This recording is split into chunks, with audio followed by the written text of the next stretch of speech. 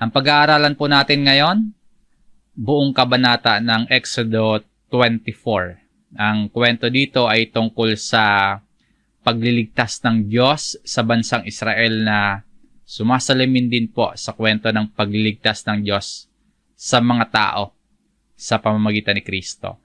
Na sa ating pagbabasa ng aklat na ito, makita po natin yung kaugnayan ng kwentong ito sa buhay natin. Na merong Diyos na may plano ng pagliligtas sa mga makasalanan.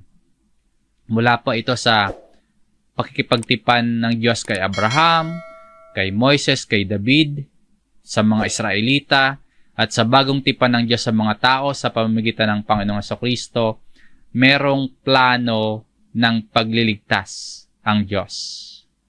Noon pa man hanggang sa panahon natin ngayon, patuloy po na kumikilos ang Diyos para maiayos ang relasyon natin sa Kanya at magtamo ang tao ng kaligtasan. Dito po sa Exodo 24, isang kwento ito o isang eksena tungkol sa tagubili ng Diyos kina Moises na umakyat sila ng bundok ng Sinai para makipagtagpo sa Diyos sa isang pagpapatibay ng kanilang tipan o covenant. Kaya kapag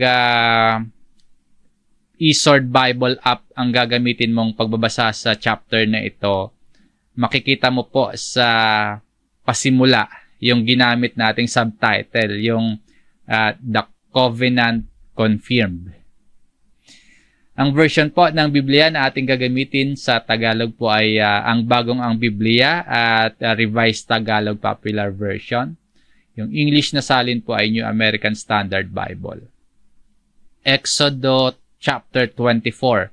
Basahin natin, pakinggan natin at pag-aralan natin itong mabuti nang sa gayon po ay patuloy na mahayag sa atin ang dakilang plano ng pagliligtas ng Diyos. At makita din natin na nakaugnay ang kwentong ito sa buhay nating mga Kristiyano. At nawa nga po, lalo pang mahayag sa atin na ang tanging kailangan natin sa buhay na ito upang tayo po ay mapabilang sa mga iniligtas ng Diyos na masasabi nating mapapalad tayo, ang kailangan natin ay si Jesus. Hatiin natin sa 5 bahagi ang buong chapter 24. Isa-isahin po natin ito. Una, pagnanais ng Diyos na lumapit sa Kanya. May invitation po. Merong paanyaya ang Diyos kina Moises. Pagpapakita ito ng pagnanais ng Diyos na lumapit sa Kanya ang mga Israelita. Dito po sa chapter 24, hindi na bago yung paanyayang ito eh. Una nang nahayag yung pagnanais ng Diyos na lumapit sa Kanya ang mga Israelita noong pong bago pa suguin si Moises para iligtas sa pagkaalipin sa Ehipto, yung mga Israelites, na nagpakita sa kanya ang Diyos sa pamamagitan ng isang burning bush o kaya yung isang ningas na apoy. Babasa natin yan sa chapter 3 ng Exodo. At sa takbo po ng kasaysayan ng Israel, nakalabas sila sa Egypt. Nung nakarating sila sa bundok ng Sinai, ibinigay sa kanila yung 10 Commandments. At dito nga po, sa ating pag-aaralan ngayon sa Exodus chapter 24, muli silang nasa bundok ng Sinai para sa pagpapatibay ng kanilang tipan. Basahin po natin yung verse 1 at 2. Kanyang sinabi kay Moises, umakyat ka sa kinaroroonan ng Panginoon. Ikaw at sina Aaron, Nadab at Abiho at 70 sa matatanda sa Israel at sumamba kayo mula sa malayo. Nang may paanyaya sa kanila ang Diyos, utos din ito na hindi nila pwedeng tanggihan. Pinapakit sa bundok sina Moises, kasama sina Aaron, kasama sila Nadab, Abiho, pati yung 70 elders ng Israel. Ano yung gagawin nila? Sasamba sila sa Diyos. Pero dito ang sinasabi, sasamba sila sa malayo. Worship at a distance. Hindi sila pwedeng lumapit sa Diyos. Matutupok sila. So, sino lang yung pwedeng lumapit? Sa verse 2 po, si Moises lamang ang lalapit sa Panginoon.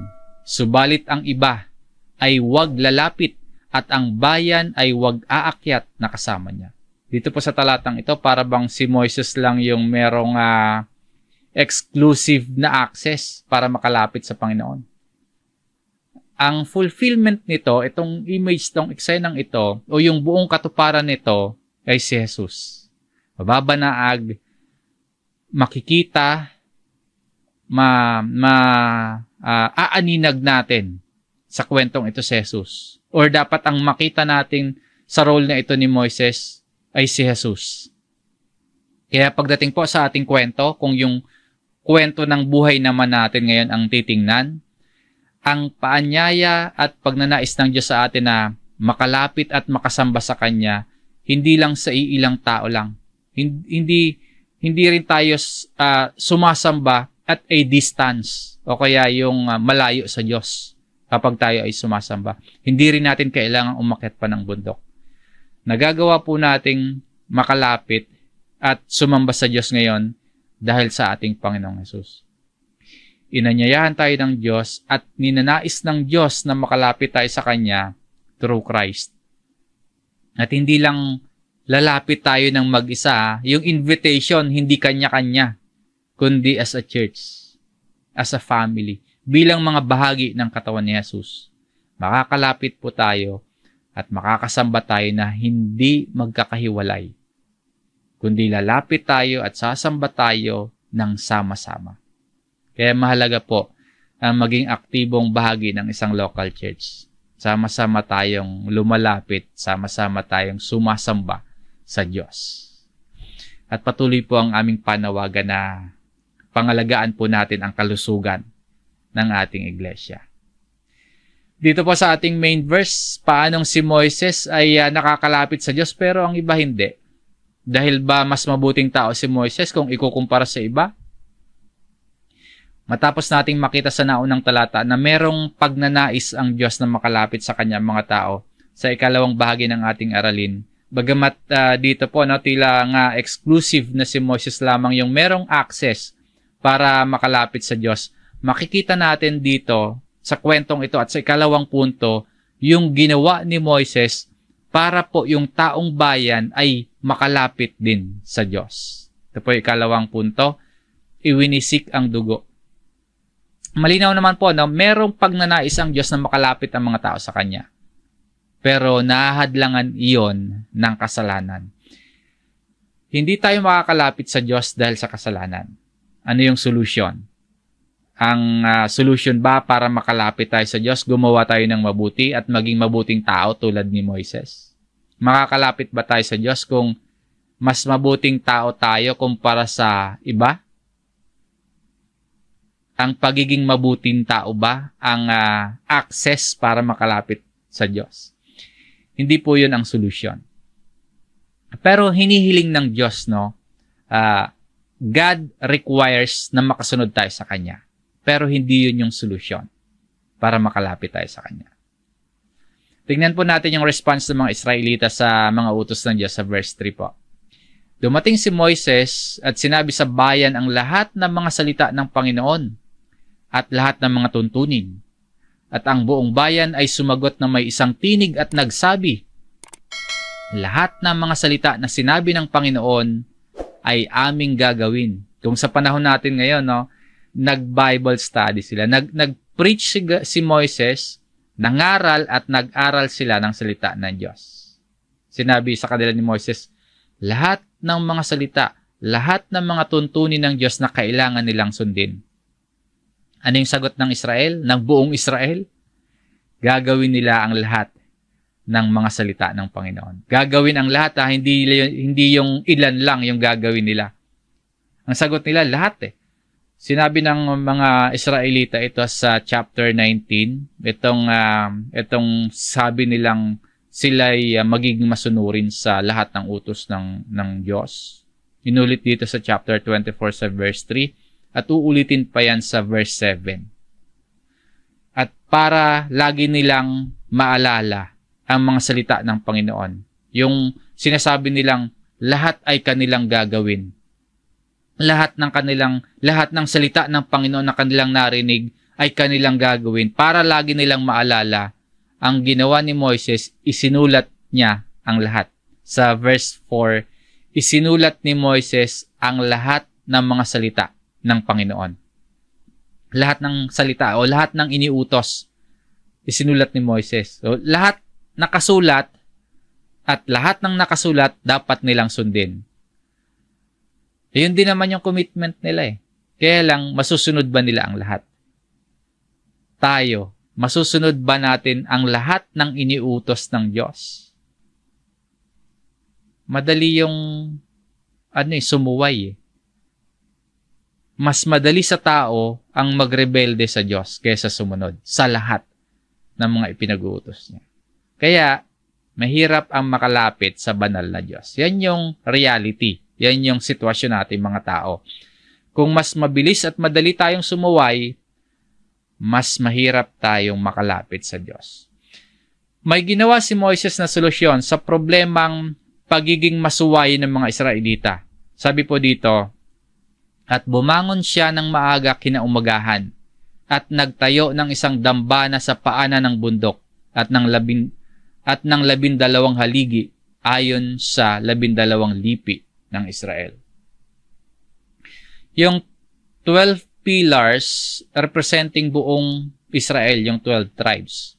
Kumbaga, wala man sa bundok yung taong bayan, ito naman yung naging hakbang ni Moises. Basahin natin yung verse 5 at 6. Kanyang sinugo ang mga kabataang lalaki mula sa mga anak ng Israel na nag-alay ng mga handog na sinusunog at nag-alay ng mga baka bilang handog pangkapayapaan sa Panginoon. Kinuha ni Moises ang kalahati ng dugo at inilagay sa mga palanggana at ang kalahati ng dugo ay iwinisik sa ibabaw ng dambana. Tandaan natin yung tagpong ito. No? Yung kalahati ng dugo nasa lalagyan. Yung kalahati, iwinisik sa dambana. Pinapakita po ng mga talatang ating binasa, dahil ang lahat ay makasalanan, kailangang merong ihandog at kailangang merong isakripisyo bilang kapalit para magbayad ng mga kasalanan. Nang sa gayon makalapit ang mga tao sa Diyos. Kinakailangang may dugo na maibuhos. Kinakailangang merong kapalit na mamamatay para sila, itong mga Israelita, hindi mamatay. Muli, makikita natin dito yung kaugnayan natin, yung kwentong ito, yung kaugnayan ng ating kwento. At makikita din natin dito si Jesus, no, sa kwento ng Diyos sa pagliligtas ng Israel. Sa pagpapatuloy po, pagkatapos ng ginawa ni Moises, na, di ba, nagtayo siya ng dambana, naghandog sila, nag-alay sila bilang peace offerings, iwinisik niya yung dugo sa dambana. Pagkatapos ng lahat ng yan, binasa ni Moises yung aklat ng tipan. Sa verse 7 po. Kanyang kinuha ang aklat ng tipan, matapos niyang gawin, yung mga nabasa natin kanina, binasa sa pandinig ng bayan. Maring yung binasa dito ni Moises, katulad ng nakasaad sa Exodus chapter 20 hanggang chapter 23. Ang nakasaad po sa mga kabanatang yon, lahat ng kautusan ng Diyos para sa mga Israelita. Binasa iyon lahat ni Moises sa kanila.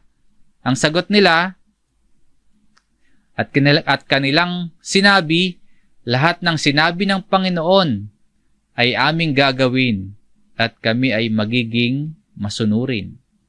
Nagkaroon sila ng resolution. Dati na nga nila tong sinabi. Inulit nila dito. Nagkaroon ulit sila ng commitment na sila ay magiging masunurin, na lahat ng sinabi ng Panginoon, kanilang gagawin. Pero hindi sapat yan.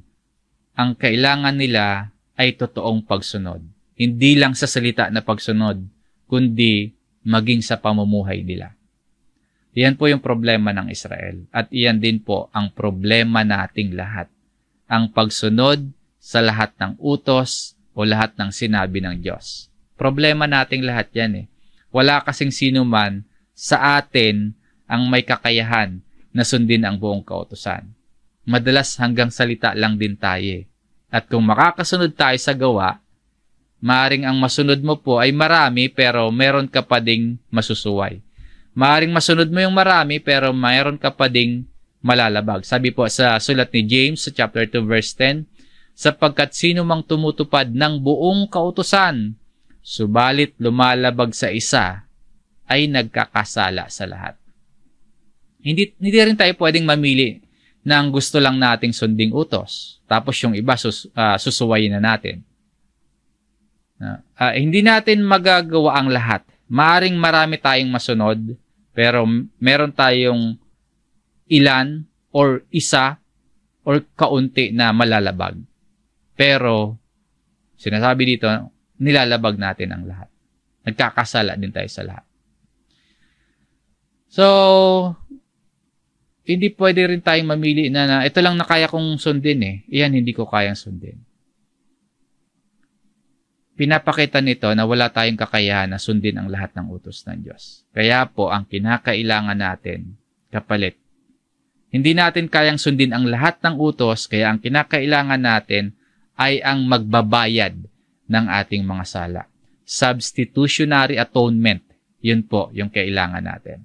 Nabasa natin kanina sa verse 6 doon sa main text natin sa Exodus chapter 24 na nagwisik ng dugo si Moises sa ibabaw ng dambana. Yung kalahati, di ba, kinuha niya, iniwinisik niya sa dambana. Yung kalahati naman, nakalagay sa lalagyan. Sa verse 18 ito yung nakasaad. At kinuha ni Moises ang dugo at iwinisik sa bayan. Iwinisik sa bayan, yung kalahati sa dambana, yung kalahati, iwinisik sa bayan, yung dugo. Then sinabi ni Moises, at sinabi, tingnan ninyo ang dugo ng tipan na ginawa ng Panginoon sa inyo ayon sa lahat ng mga salitang ito. Katibayan po ito na ang buong Israel ay makasalanan, di nila kayang sundin lahat ng salita, lahat ng iniutos. At katubayan ito na sila ay lalabag sa tipan. Na guilty sila. At dapat silang mamatay katulad ng pagkamatay ng mga hayop na kinatay bilang handog. At itong ginawa na ito ni Moises, pagpapakita din po na gagawa ang Diyos ng paraan para sila ay maligtas. Na merong mamamatay bilang kapalit nila. Ito yung kailangan ng buong Israel. At ito rin po yung kailangan nating lahat para tayo ay maligtas. Para tayo ay matubos. Para tayo ay maging malinis. Nang sa gayon po ay makalapit at makasamba tayo sa Diyos.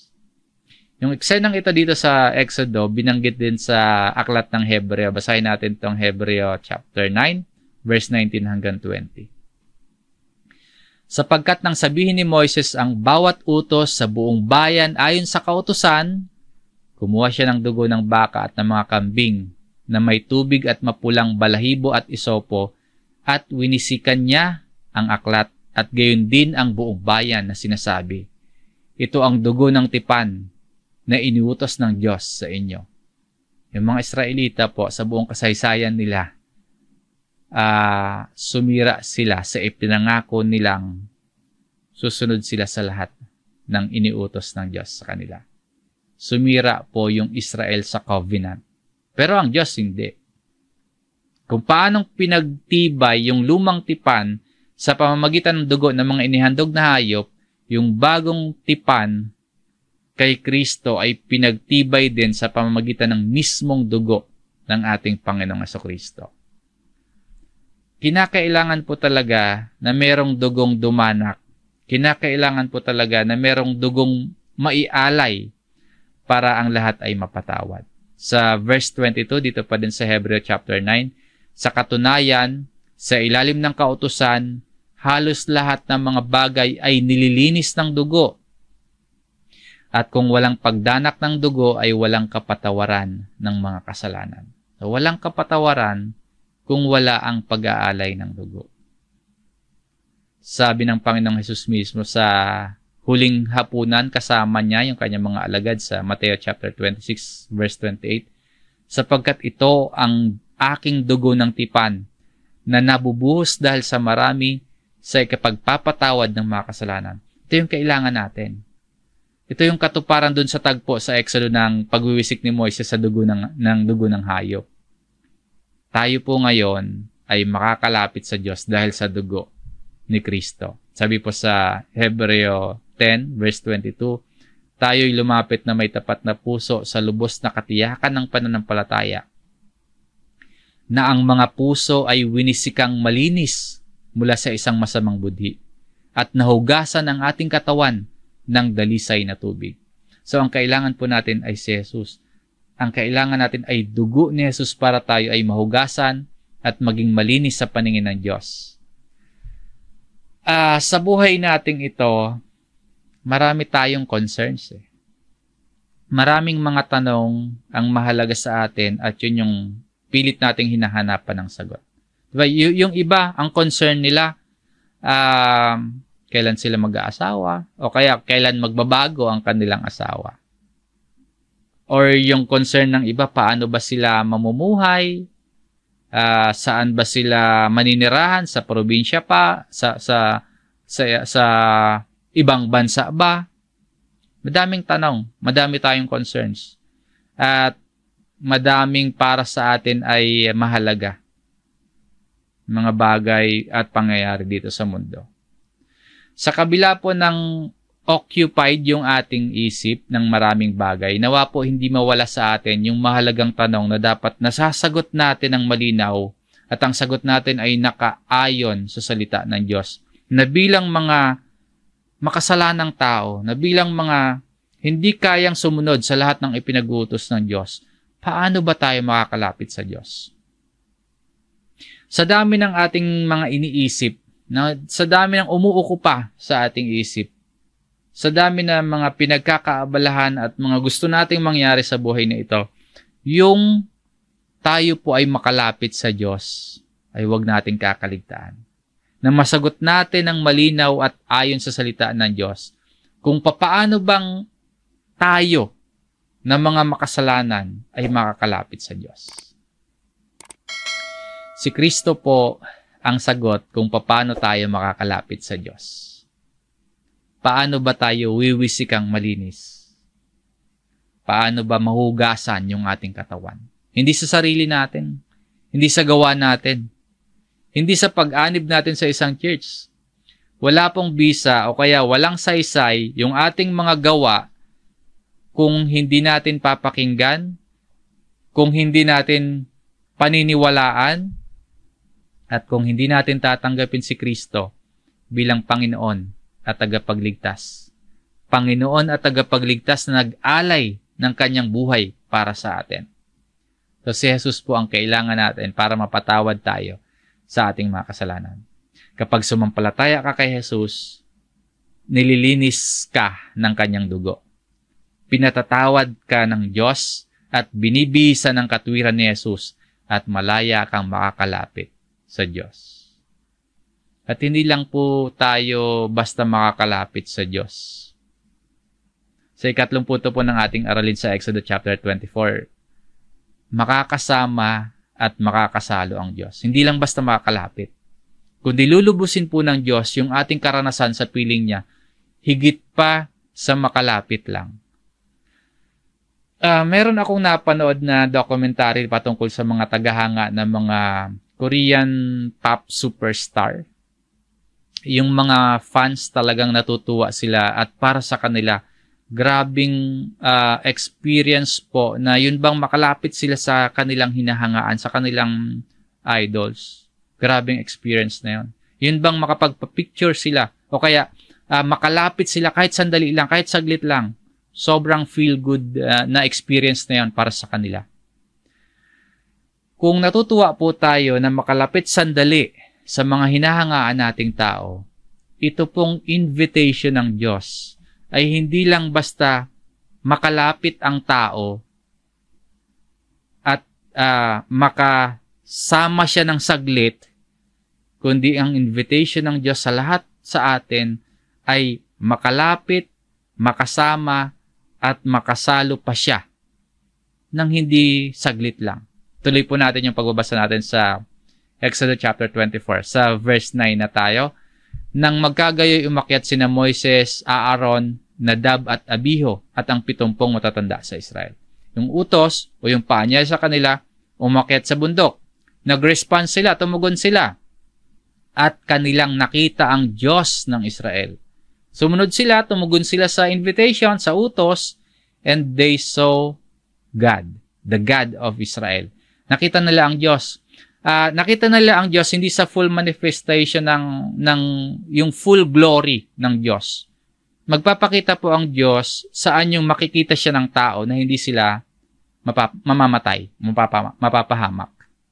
Sa tagpo pong ito, ang malinaw na nakita nila sa ilalim ng kanyang mga paa ay mayroong parang isang tuntungan na yari sa mga batong sapiro at tulad ng langit sa kaliwanagan. Para bang nakita nila paa o kaya paanan ng Diyos. Pero hindi ibig sabihin na mayroong paa ang Diyos. Ang tawag po diyan, anthropomorphism. Pagsasalarawan ng Diyos sa anyo na para bang tao.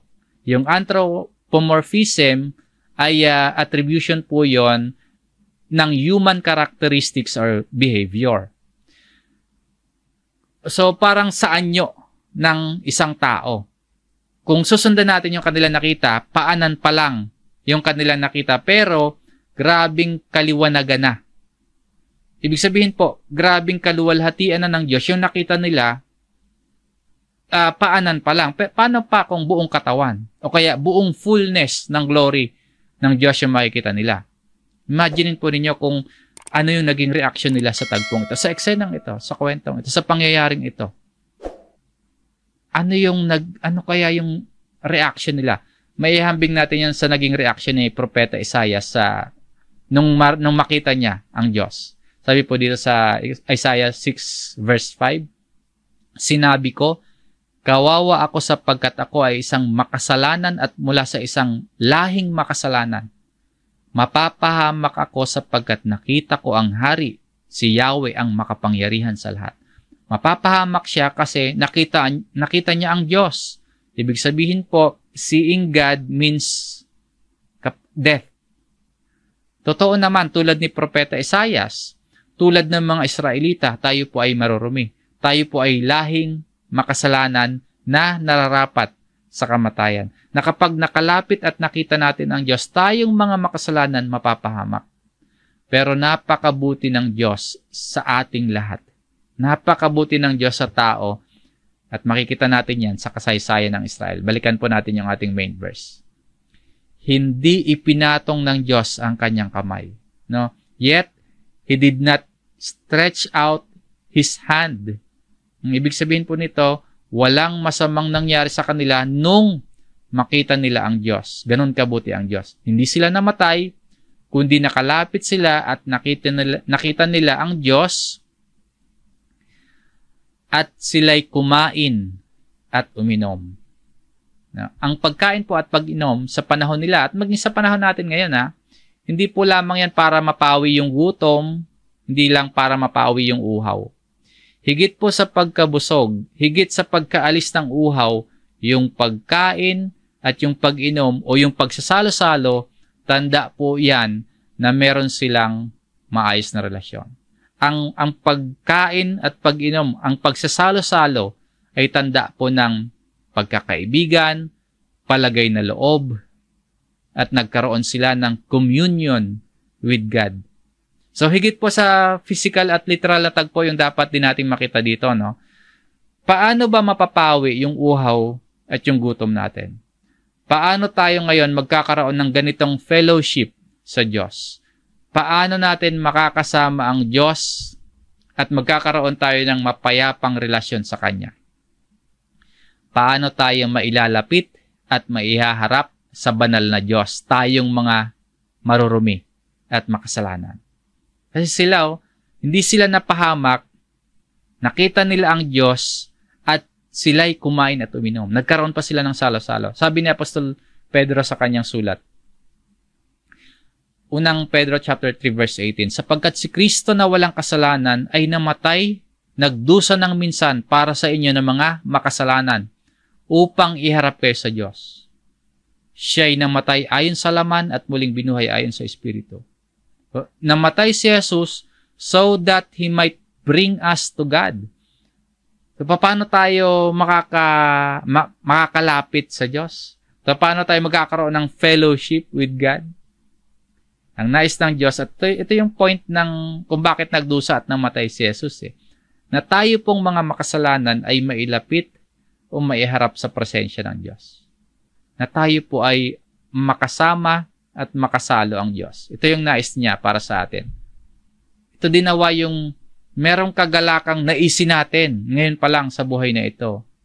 Hindi lang sa mga pansamantalang mga bagay at pangyayari sa lupa at buhay na ito. Yung may kagalakan nating naisin, kundi ito din. Yung mailapit at maiharap tayo sa presensya ng Diyos. Maring magduda ka minsan kung ito ba yung nais ng Diyos na makasama siya. Kasi bakit nahihirapan tayo sa buhay natin ngayon kung gusto ng pala ng Diyos na makasama natin siya? Kung gusto ng Diyos na makasama tayo, bakit madaming struggles? Bakit may paghihirap? Bakit may pagkakasakit? Bakit merong kabiguan? Bakit merong pagdaramdam? Si Apostle Peter po, makikita nating tema ng kanyang mga sulat, pagkabuhay muli o kaya buhay na walang hanggan sa piling ng Diyos. At isinulat niya yung kanyang mga letter sa mga Kristiyanong nakakaranas ng iba't ibang pagsubok sa buhay. Sa mga panahon po na nahihirapan tayo, mas lalo pa tayong manabik na makapiling ang Diyos ng harapan. Sa mga panahon sa buhay natin ito na nahihirapan tayo, mas lalo po tayong maghanda at manabik na makasama ang Diyos ng mukhaan. Na hindi lang tayo makakalapit, kundi makakasama at makakasalo tayo sa isang napakalaking pagdiriwang kasama hindi lang yung buong Israel, hindi lang yung bayan ng Israel, kundi kasama ang lahat ng iniligtas ng Diyos. Kasama ang lahat ng tumugon sa paanyaya ng Diyos. Sabi nga po sa Revelation chapter 19 verse 9, at sinabi ng anghel sa akin, isulat mo, mapapalad ang mga inanyayahan sa hapunan ng kasalan ng kordero. At sinabi niya sa akin, ito ang mga tunay na salita ng Diyos. Blessed ang mga inanyayahan sa isang salo-salo. So, kinasasabikan ba natin yan? Yung mga kasama dyan? Nagagalak ba tayo at pinaghahandaan ba natin yan? Anumang mga tagumpay po o kabiguan natin sa buhay, huwag nating isantabi o ipagpalit ito, yung makasama sa salo-salong ito. Huwag lamang yung mga pansamantalang kaligayahan ang hangarin natin, kundi ang walang hanggang kagalakan sa piling ng Diyos, kasabikan din po natin. Pero habang wala pa yan, habang hindi pa nangyayari yan, habang hinihintay pa natin na mangyari yan, ano pa yung mga kailangan nating magawin? Habang nandito pa tayo sa buhay na ito, ano po ang mga kailangan nating gawin? Sa kasunod na punto na ating aralin, number 4, tagubilin ng Panginoon. Ano yung kailangan natin gawin habang hinihintay natin yung mangyari, yung pagtanggap natin ng buhay na walang hanggan? Balikan natin yung main story sa Exodus chapter 24. Matapos po yung salo-salo nila Moises, bumaba na sila ng bundok, makalipas yung ilang araw o kaya makalipas yung ilang oras, pinaakyat ulit si Moises. Basahin po natin itong verse 12. Sinabi ng Panginoon kay Moises, umakyat ka rito sa akin sa bundok at maghintay ka roon at ibibigay ko sa iyo ang mga tapyas ng bato at ang batas at ang kautusan na aking isinulat upang maituro sa kanila. Merong batas, merong kautusan na isinulat ang Diyos na dapat ituro sa taong bayan, si Moises. So, may batas at utos na hindi lang para kay Moises, no, kundi para sa lahat. Kasi ituturo ni Moises sa buong bayan. Sinasabi sa atin dito na isinulat ng Diyos yung batas na yon, yung kautusan na yon. Ibig sabihin po, galing yon sa Diyos. Utos yun ng Diyos na dapat sundin. Paano kung hindi nila kayang sundin? Wala na ba silang responsibility na gawin yun? Hindi ko kayang gawin lahat. So, wala na ba silang responsibilidad na gawin nga lahat? Paano kung hindi natin kayang sundin at kung sinasabi sa atin ng Biblia na Diyos naman yung gagawa ng paraan para mapatawad tayo sa lahat ng ating pagsuway. So, wala na ba talaga tayong dapat gawin? ang buhay Kristiyano po ay buhay pagsunod sa Panginoon. Hindi natin pwedeng sabihin na dahil makasalanan tayo, na hindi natin kayang sundin lahat ng utos ng Diyos, at si Jesus naman, yung gumawa ng lahat para sa atin, ay lusot na tayo. At may dahilan na tayo para hindi na sumunod sa mga utos ng Panginoon. Hindi po ganon. Dahil ang dahilan nga po ng ginawa ni Kristo para sa atin ay upang mapalaya tayo sa pagkaalipin sa kasalanan. Nang sa gayon po, maging tunay na malaya tayo at magkaroon tayo ng kakayahan sa tulong ng kalooban ng Diyos na makasunod tayo sa kanyang mga utos. Sa pagpapatuloy po ng ating kwento sa verse 13, kaya tumindig si Moises at si Josue na kanyang lingkod, at si Moises ay umakyat sa bundok ng Diyos. So dito, aakyat na sa bundok si Moises, parang kasama pa niya si Josue. No? Si Josue po, siya ang papalit kay Moises pagkamatay niya. Dito sa verse 14, kanyang sinabi sa matatanda, hintayin ninyo kami rito hanggang sa kami ay bumalik sa inyo. At sina Aaron at Hur ang kasama ninyo. Sino mang magkaroon ng usapin ay lumapit sa kanila. So, nagbilin si Moises sa mga elders. Kung matatagalan man siyang makabalik, ang maiiwanang mamiminuno sa kanila ay sina Aaron at Hur. Kung magkakaproblema, kung mga legal matter, sa kanila muna sila lalapit kay Aaron at Hur. Si Aaron po at si Hur, mga kaibigan niya ni Moises na tumulong sa kanya sa pakikipaglaban sa mga Amalek. So habang wala pa si Moises at aakyat sa bundok sila muna yung sasalo ng may iwan ng responsibility. Ipinapakita din po nito sa atin ngayon, itong tagpong ito, bilang mga Kristiyano ngayon na meron tungkulin tayong dapat gampanan at dapat na maging handa ang bawat isa sa atin kung sakaling merong may iwanang obligasyon o responsibility sa loob ng church.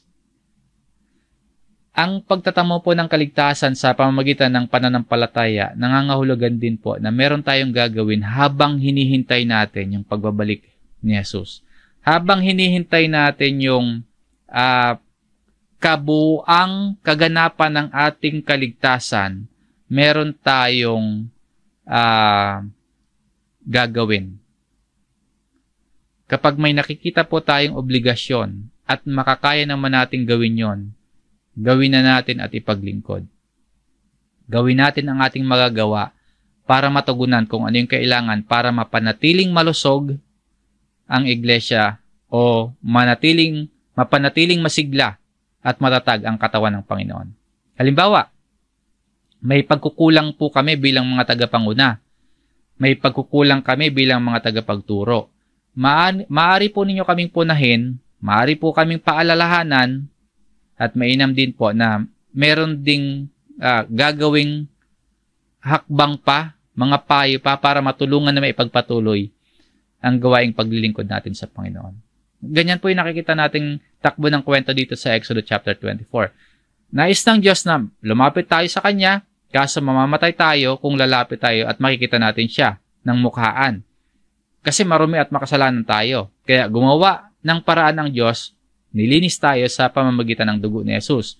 Dahil kay Jesus, nakakalapit na tayo ngayon sa Diyos. At meron na tayong tulong para masunod natin ang utos at ang kalooban ng Diyos. Kalakip ng lahat ng yan, merong iniwanang tagubilin sa atin na dapat nating sundin. Bilang mga alagad ni Kristo, merong iniwanan sa ating tagubilin na dapat nating sundin. Particular po yung preaching the gospel at making disciples. So may tagubilin po ang Panginoon sa ating lahat na wag nating baliwalain yung tagubilin na yon.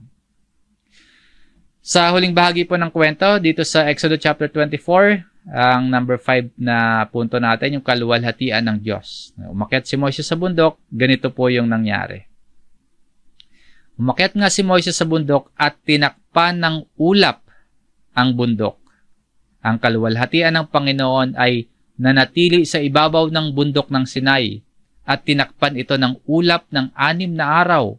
At sa ikapitong araw ay tinawag niya si Moises sa gitna ng ulap. Nanatili o the glory of the Lord rested sa bundok ng Sinai. Yung presensya ng Diyos sa tagpong ito, ramdam.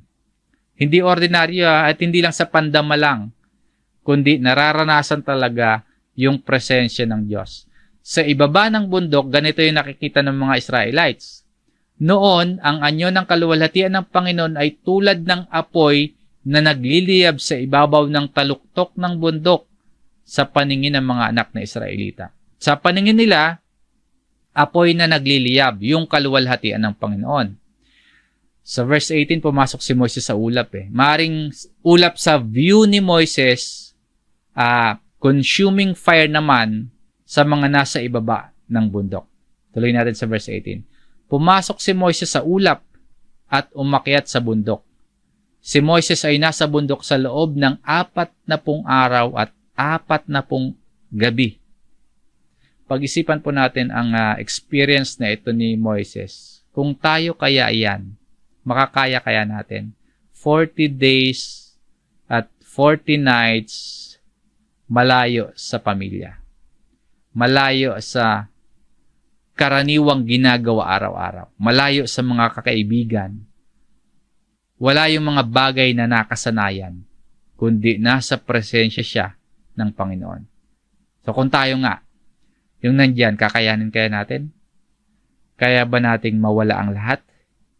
Mawala ang kahit ano, maliban sa Diyos? Madalas po kasi, baliktad tayo. Kahit wala ang Diyos sa isip natin, wag lang mawala ang internet, ng Facebook. Wag lang mawala yung paboritong pagkain. Wag lang mawala yung paboritong coffee shop. Minsan nawawala na yun sa isip yung Diyos Pero yung mga bagay na yun, hindi nawawala sa isip. Mga libangan, mga hanap buhay, hindi nawawala sa isip. Paano kung ganito?